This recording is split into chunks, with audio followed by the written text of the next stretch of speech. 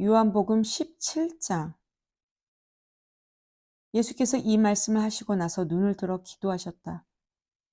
아버지, 때가 되었습니다. 아들의 밝은 빛을 드러내셔서 아들이 아버지의 밝은 빛을 드러내게 해 주십시오. 아버지께서는 아들에게 모든 사람을 맡기셔서 아들이 자기에게 맡기신 모든 사람에게 참되고 영원한 생명을 주게 하셨습니다. 참되고 영원한 생명은 아버지, 곧 유일하신 참 하나님을 알고 아버지께서 보내신 예수 그리스도를 아는 것입니다.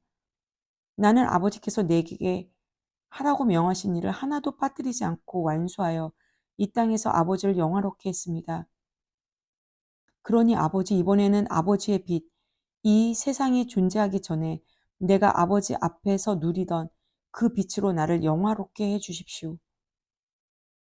나는 아버지께서 내게 주신 모든 사람에게 아버지의 성품을 자세히 말해 주었습니다.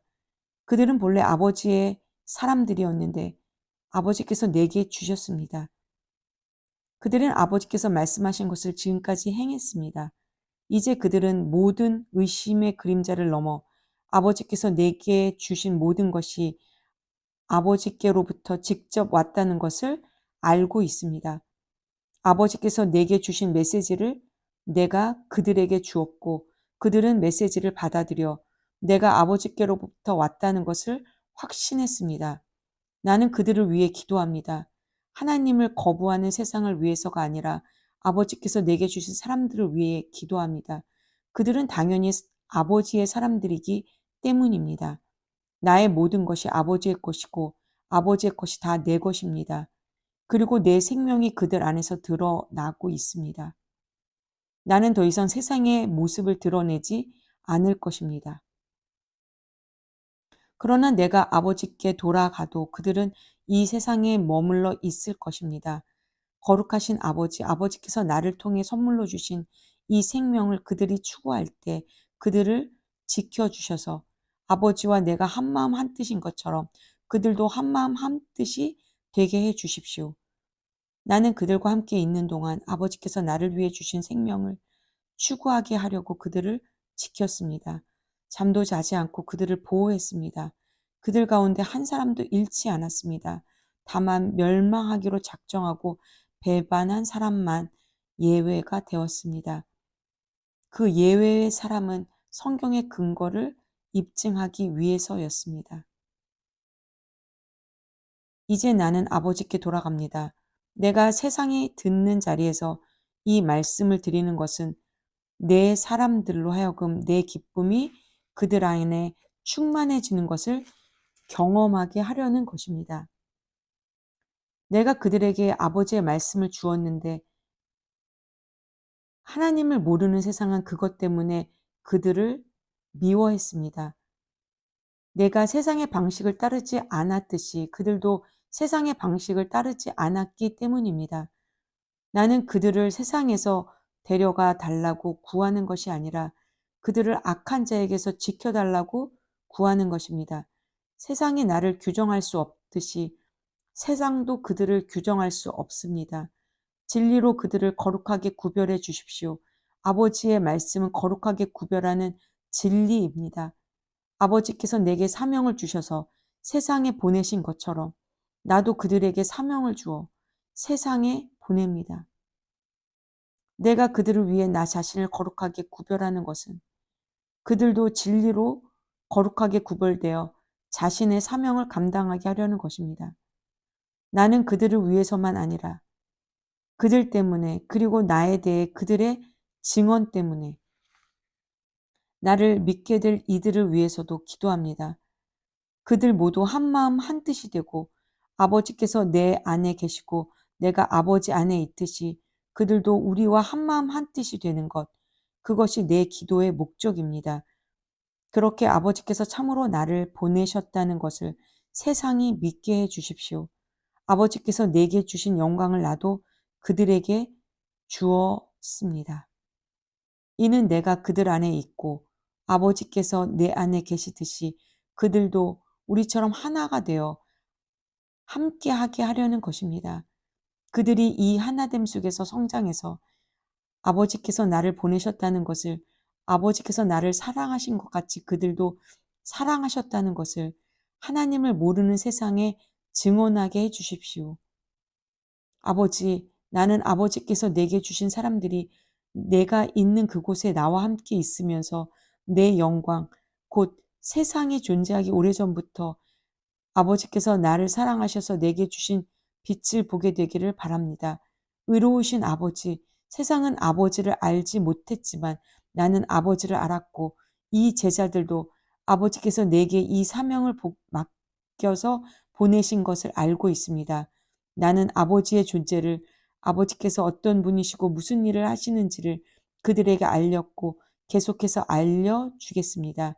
그래서 나를 사랑하신 아버지의 사랑이 내가 그들 안에 있는 것과 똑같이 그들 안에도 있게 될 것입니다. 아멘. 요한복음 18장. 예수께서 이렇게 기도하시고 나서 제자들과 함께 기드론 시내 건너편으로 가셨다. 거기에 동산이 하나 있었다. 예수께서 제자들과 함께 그 안으로 들어가셨다. 그 동산은 예수와 제자들이 자주 다니던 곳이다. 그분을 배반할 유다도 그곳을 알고 있었다. 유다는 동산으로 가는 길을 안내했고 대제사장과 바리새인들이 보낸 로마 병사와 경비병들이 그 뒤를 따라갔다. 그들은 등불과 횃불과 칼을 들고 동산에 도착했다. 예수께서 자신에게 닥칠 일을 다 아시고 앞으로 나아가 그들을 만나셨다. 예수께서 말씀하셨다. 너희가 누구를 찾느냐? 그들이 대답했다. 나사렛 사람 예수요. 예수께서 말씀하셨다. 내가 그다. 병사들이 크게 놀라 뒷걸음질댔다. 배반자 유다가 눈에 띄었다.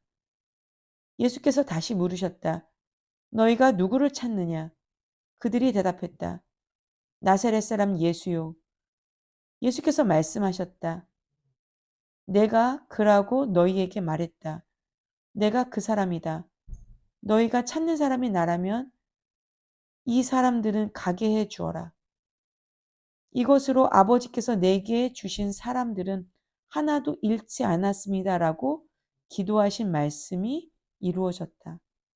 바로 그때 시몬 베드로가 차고 있던 칼을 뽑아 대제사장의 종을 쳐서 오른쪽 귀를 잘라버렸다.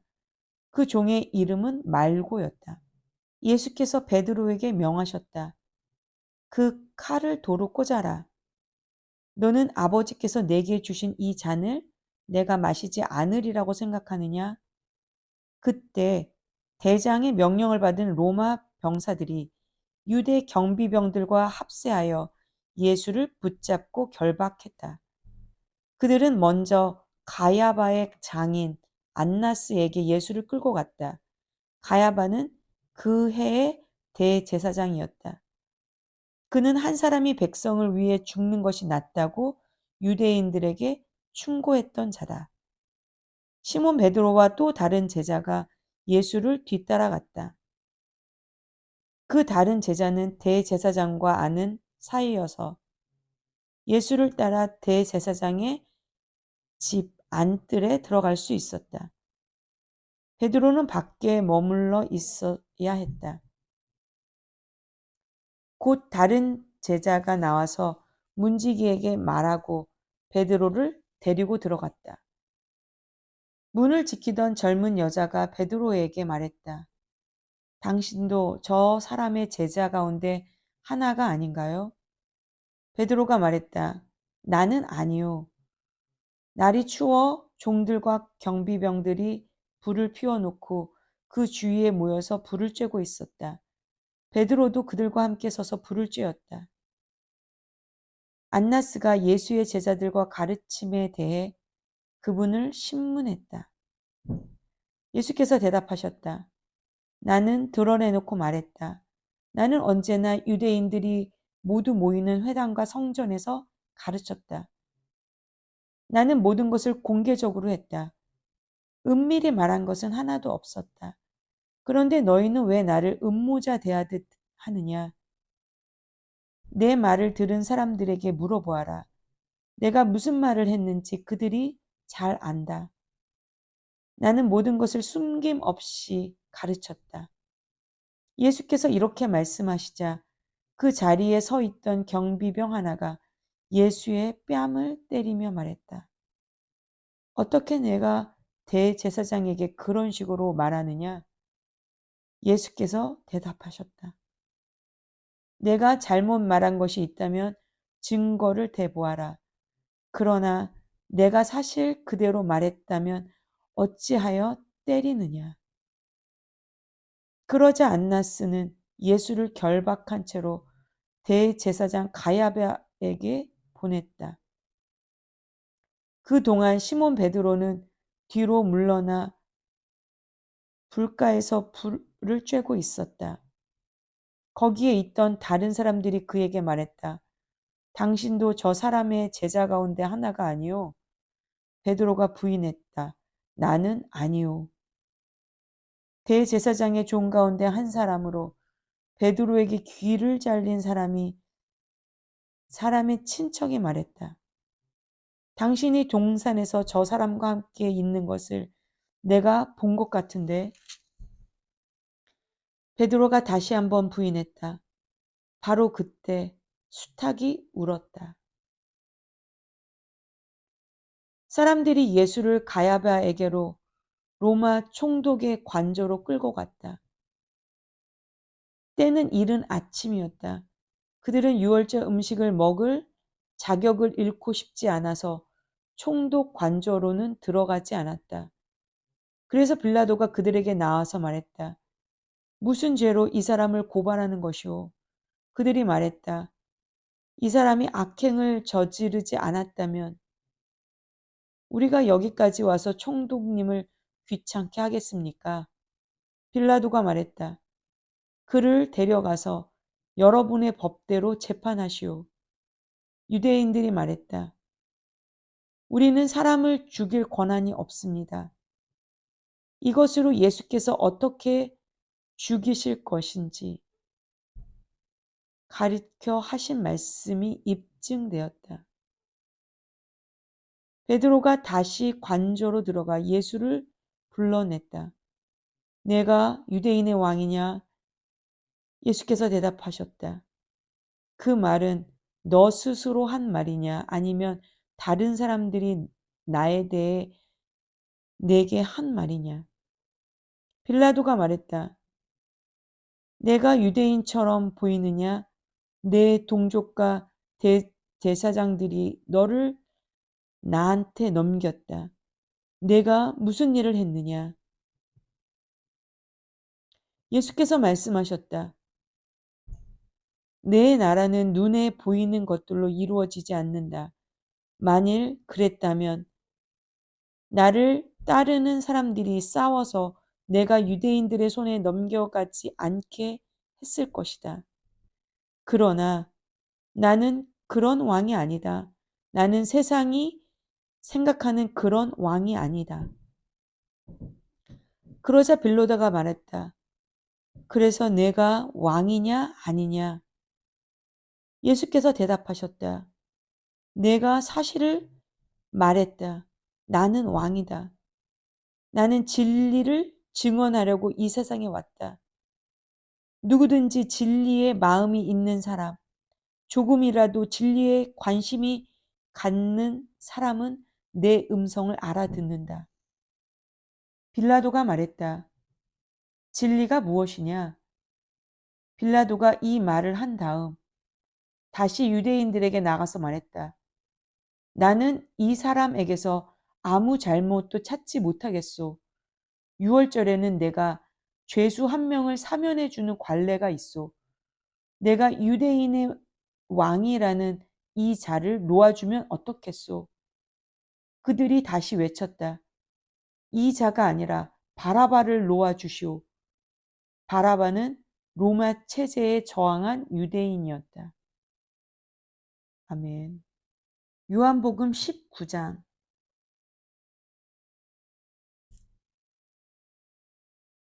그래서 빌라도는 예수를 데려다가 채찍질하게 했다. 병사들이 가시나무로 왕관을 엮어 예수의 머리에 씌우고 자주색 옷을 입혔다. 그런 다음에 그분께 다가가 유대인의 왕 만세 하고 외쳤다. 그리고 예수께 인사하며 그분의 뺨을 때렸다. 빌라도가 다시 밖으로 나가서 유대인들에게 말했다. 내가 저 사람을 여러분 앞에 데려오겠소. 그러나 알아주기 바라오. 나는 그에게서 아무 죄도 찾지 못하겠소. 바로 그때 예수께서 가시관을 쓰고 자주색 옷을 입고 나오셨다. 빌라도가 말했다. 보시오, 이 사람이요. 대제사장과 경비병들이 예수를 보고 미친 듯이 소리쳤다. 십자가에 못 박으시오. 십자가에 못 박으시오. 빌라도가 그들에게 말했다. 여러분이 그를 데려가시오. 여러분이 그를 십자가에 못 박으시오. 나는 그에게서 아무 잘못도 찾지 못하겠소. 유대인들이 대답했다. 우리에게는 율법이 있습니다. 그 율법에 따르면 그는 죽어 마땅합니다. 자기가 하나님의 아들이라고 했기 때문입니다. 빌라도는 이 말을 듣고 더욱 두려웠다. 그는 다시 관저로 들어가 예수께 말했다. 내가 어디서 왔느냐? 예수께서 아무 대답도 하지 않으셨다. 빌라도가 말했다. 말하지 않을 작정이냐? 나는 너를 풀어줄 권한도 있고 십자가에 못 박을 권한도 있다는 것을 모르느냐? 예수께서 말씀하셨다. 하늘이 내게 주신 권한 말고는 너는 나에 대해 조금도 권한이 없다. 그래서 나를 내게 넘겨준 자의 잘못이 훨씬 큰 것이다. 빌라도는 이 말을 듣고서 예수를 사면하려고 최선을 다했다. 그러나 유대인들의 외치는 소리에 그의 말은 묻혀버리고 말았다. 이 사람을 놓아주면 총독님은 황제의 친구가 아닙니다. 누구든지 자기가 왕이라고 주장하는 사람은 황제에게 대항하는 것이나 마찬가지입니다. 빌라도는 이 말을 듣고서 예수를 데리고 나갔다. 그는 포장된 뜰, 히브리 말로 가바다이라는 곳의 재판석에 앉았다. 그날은 유월절 예비일이었고 시간은 낮 12시였다. 빌라도가 유대인들에게 말했다. 여기 여러분의 왕이 있소. 그들이 다시 외쳤다. 그를 죽이시오. 죽이시오. 그를 십자가에 못 박으시오. 빌라도가 말했다. 여러분의 왕을 십자가에 못 박으라는 말이요? 대제사장들이 대답했다. 우리에게 왕은 황제뿐이요. 빌라도는 잠자코 그들의 요구를 들어주었다. 그는 예수를 십자가에 못 박도록 넘겨주었다. 그들이 예수를 끌고 갔다. 예수께서 십자가를 지시고 해골 언덕, 히브리 말로 골고다이라는 곳으로 가셨다. 거기서 그들은 예수를 십자가에 못 박고 다른 두 사람도 예수를 가운데 두고 양 옆에 못 박았다. 빌라도가 팻말을 써서 십자가에 달게 했다. 팻말에는 이렇게 쓰여 있었다. 나사렛 사람 예수, 유대인의 왕. 예수께서 십자가에 못 박히신 곳은 도성에서 아주 가까운 곳이었기 때문에 많은 유대인들이 그 팻말을 읽었다. 팻말은 히브리 말과 라틴 말, 그리스 말로 쓰여 있었다. 유대 대제사장들이 이의를 제기하며 빌라도에게 말했다. 유대인의 왕이라고 쓰지 마십시오. 자칭 유대인의 왕이라고 고쳐주십시오. 빌라도가 말했다. 나는 쓸 것을 썼소. 로마 병사들이 예수를 십자가에 못 박고 나서 그분의 옷가지를 가져다가 네 몫으로 나누어 각자 한 몫씩 가졌다. 하지만 그분의 겉옷은 이음매 없이 통으로 짠 것이었다. 병사들이 서로 말했다. 저 옷은 찢지 말고 제비를 뽑아 누가 차지하나 보자. 이로써 그들은 내 옷을 나누어서 내 겉옷을 두고 제비 뽑았다고 한 성경 말씀이 확증되었다. 병사들이 성경 말씀을 이룬 것이다. 병사들이 자기네 이속을 챙기는 동안에 예수의 어머니와 이모와 글로바의 아내 마리아와 막달라 마리아는 십자가 아래에서 있었다. 예수께서 자기 어머니와 그 곁에 서 있는 사랑하는 제자를 보시고 어머니에게 말씀하셨다. 여자여, 이 사람이 어머니의 아들입니다. 그런 다음 그 제자에게 말씀하셨다. 이분이 내 어머니이시다. 그 순간부터 그 제자는 그녀를 자기 어머니로 모셨다. 예수께서 모든 일이 다 이루어진 것을 아시고 성경 말씀을 이루시려고 내가 목마르다 하고 말씀하셨다. 그 곁에 신 포도주가 담긴 병이 있었다. 어떤 사람이 손뭉치를 신 포도주에 적셔서 창 끝에 달아 올려 그분의 입에 갖다 대었다. 예수께서 신 포도주를 드시고 말씀하셨다. 됐다. 다 이루었다. 예수께서 고개를 숙이고 숨을 거두셨다. 그 날은 안식일을 준비하는 날이었다. 안식일에는 시체를 십자가에 둘 수 없었기 때문에 유대인들은 십자가에 달린 자들의 다리를 꺾어 빨리 죽게 해서 시체를 내리게 해달라고 빌라도에게 청원했다. 이번 안식일은 1년 중 가장 거룩하게 지키는 날이었다. 그래서 병사들이 가서 예수와 함께 십자가에 못 박힌 첫째 사람의 다리를 꺾고 또 다른 사람의 다리도 꺾었다. 병사들이 예수께 다가가서 그분이 이미 숨을 거두신 것을 보고는 다리를 꺾지 않았다. 병사들 가운데 하나가 창으로 그분의 옆구리를 찔렀다. 피와 물이 쏟아져 나왔다. 이 일은 직접 목격한 사람이 정확히 전한 것이다. 그가 직접 보고 진실을 말한 이유는 여러분도 믿게 하려는 것이다. 이 일들로 인해 그의 뼈가 하나도 꺾이지 않았다고 한 성경 말씀과 그들은 자기들이 찌른 이를 볼 것이다라고 한 성경 말씀이 확증되었다. 이 모든 일이 있고 나서 아리마다 사람 요셉이 예수의 시신을 거두게 해달라고 빌라도에게 청했다.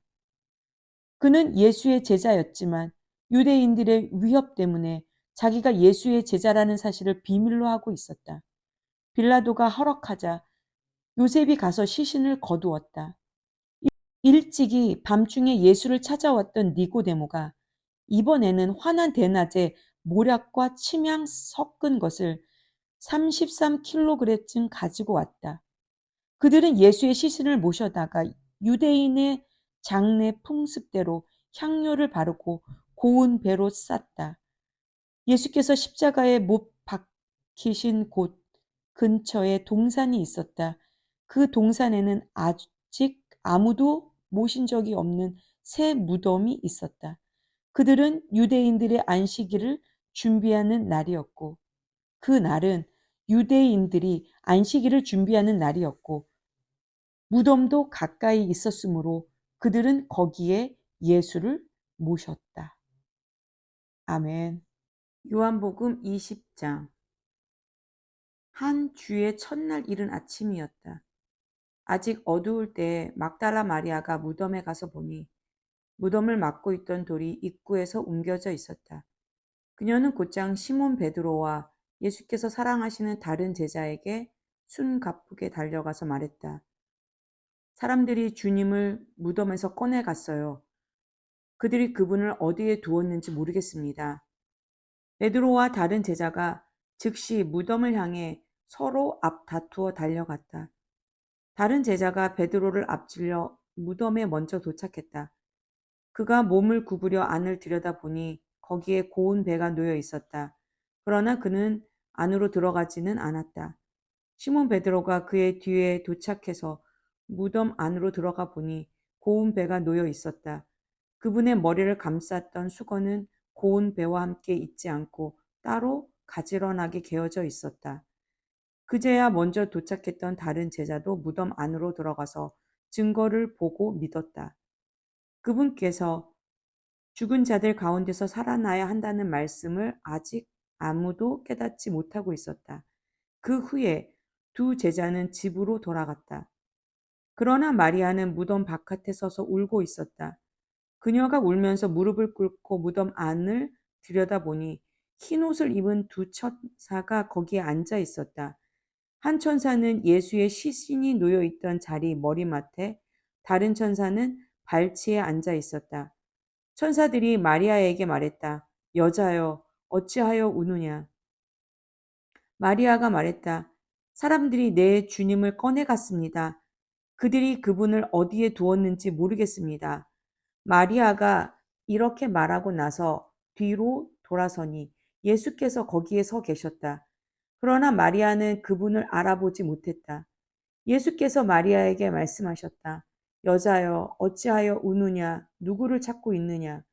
마리아는 그분이 동산지기인 줄 알고 말했다. 선생님, 선생님이 그분을 모셔갔으면 어디에 두었는지 알려주세요. 내가 그분을 돌보겠습니다. 예수께서 마리아야 하고 부르셨다. 마리아가 예수께 돌아서며 히브리 말로 랍오니 하고 불렀다. 이는 선생님이라는 뜻이다. 예수께서 말씀하셨다. 나를 계속 붙들고 있지 마라. 내가 아직 아버지께로 올라가지 않았다. 너는 내 형제들에게 가서 내가 내 아버지이며 너희 아버지이신 분, 곧 내 하나님이시며 너희 하나님이신 분께로 올라간다고 전하여라. 막달라 마리아가 제자들에게 가서 소식을 전했다. 내가 주님을 배웠어요. 마리아는 예수께서 자기에게 말씀하신 모든 것을 그들에게 알렸다. 그날 해질녘에 제자들이 모였으나 그들은 유대인들이 무서워 집에 있는 문이란 문은 다 닫아 걸고 있었다. 예수께서 들어오셔서 그들 가운데 서서 말씀하셨다. 너희에게 평안이 있기를. 그러고 나서 자기의 두 손과 옆구리를 제자들에게 보여주셨다. 제자들은 자기 눈으로 주님을 뵙고는 기쁨을 가누지 못했다. 예수께서 다시 한번 인사하셨다. 너희에게 평안이 있기를. 아버지께서 나를 보내신 것처럼 나도 너희를 보낸다. 예수께서 이 말씀을 하시고 나서 숨을 깊이 들이쉬셨다가 그들에게 내쉬며 말씀하셨다. 성령을 받아라. 너희가 다른 사람의 죄를 용서하면 그 죄가 영원히 사라질 것이다. 너희가 죄를 용서하지 않으면 그 죄를 가지고 무엇을 하려느냐. 그러나 12제자 가운데 한 사람으로 간혹 쌍둥이라고 불리는 도마는 예수께서 오셨을 때 그 자리에 없었다. 다른 제자들이 그에게 말했다. 우리가 주님을 보았소. 그러나 도마는 이렇게 말했다. 내가 그분 손에 난 못자국을 보고 그 못자국에 내 손가락을 넣어보고 그분의 옆구리에 내 손을 넣어보지 않고는 그 말을 믿지 않겠소.